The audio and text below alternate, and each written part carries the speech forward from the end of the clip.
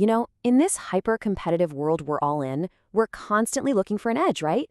We optimize our schedules, our diets, our workflows, but what happens when the ultimate tool for optimization, I'm talking about artificial intelligence, starts to outpace us?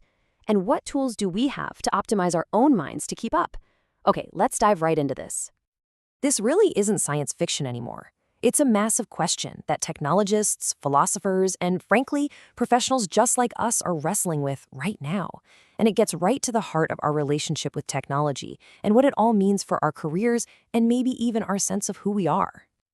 So, to really get our heads around the scale of what we're talking about, we need to start with a concept that's been kind of floating around for decades but is suddenly feeling more real than ever. This idea, first kicked around by the mathematician John von Neumann, isn't just about AI getting a little bit smarter. No, it's about a point of no return. It's an intelligence explosion, where technology starts improving itself at this crazy exponential rate. A process that could become, and this is the key part, uncontrollable and irreversible. A shift this big could fundamentally reshape everything we know about our world. All right, so if this singularity thing actually happens, what does that future look like for us, for our jobs, for society? Well, as you can imagine, the predictions are sharply divided. Let's take a look at the two big extremes. On one side, you have this really optimistic vision, kind of like Japan's Society 5.0 idea. In this future, AI and technology are seamlessly woven into our lives to solve huge social problems, balancing economic growth with human well-being. Just imagine a super smart society that tackles everything from healthcare to climate change. But then there's the other side, the dystopian view. We're talking about mass job displacement, a massive gap between the tech-savvy and everyone else, and the truly terrifying risk that an AI's goals just won't line up with our own. And what's absolutely crucial to get here is the acceleration. The time between these world-changing revolutions is collapsing. I mean, look at this. From steam power to electricity took nearly 70 years. From computers to the AI-driven age we're in now, just a few decades.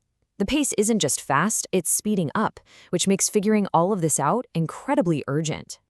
So with all that incredible pressure from the outside building up, the question kind of flips, right? How do we respond? Well, there's a growing movement that suggests we need to look inward. If we're going to be competing with super smart machines, maybe the answer is to upgrade our own internal hardware. And this is where the whole field of self-optimization comes into play. It all really boils down to one word: control. Biofeedback is basically a way to listen to your body's really subtle signals. By using sensors to monitor things like your heart rate or muscle tension, you can see in real time how your thoughts are affecting your physical state. And once you see that connection, you can actually learn to consciously control it. Pretty amazing. Now, neurofeedback takes this a whole step further. Think of it like biofeedback, but for your brain itself. It uses an EEG to measure your brainwaves, giving you a direct, real-time window into your own brain activity. And the whole goal is to learn how to consciously shift your brain into more optimal states, from anxious to calm, or from totally distracted to laser-focused. And this is where it gets incredibly practical. This is not some abstract science.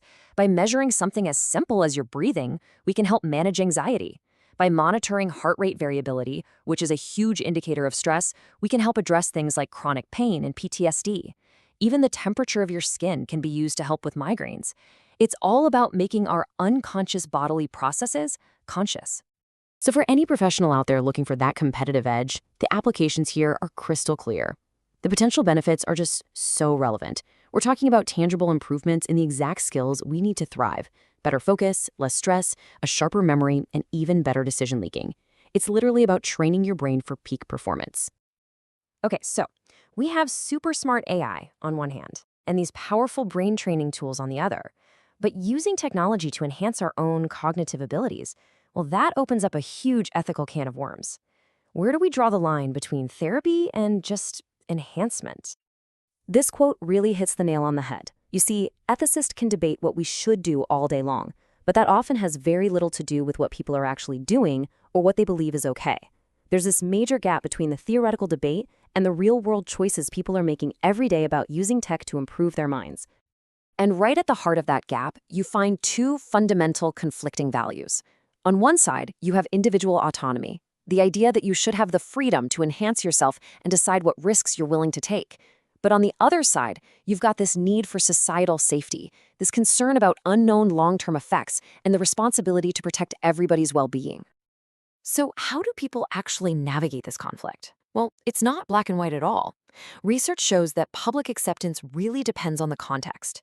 Using technology to restore someone to what we'd call a normal level, that's widely seen as okay. Even helping a struggling coworker get up to speed is often considered acceptable. But the lines start to get drawn when we talk about enhancing beyond the norm or changing fundamental parts of who we are, like our emotions. Whew. Okay, we've covered the rise of AI, the tools to train our own brains, and the really complex ethics of enhancement. So, where does that leave us? What's the path forward as we try to navigate this totally new landscape? When it comes right down to it, it might be this simple. Technology is just a tool. AI and neurofeedback, they aren't inherently good or bad. Their impact is going to be determined entirely by the choices we make and the values we decide to prioritize. Are we going to build a future that champions human well-being or one that just chases performance at any cost? That power, that's still in our hands. And that brings us to the final question, the one I really want to leave with you to think about. As this pressure to perform just gets more and more intense and the tools for enhancement become more and more powerful, every single one of us is going to have to decide for ourselves what we're willing to do, what we believe is right, and where we draw our own personal line.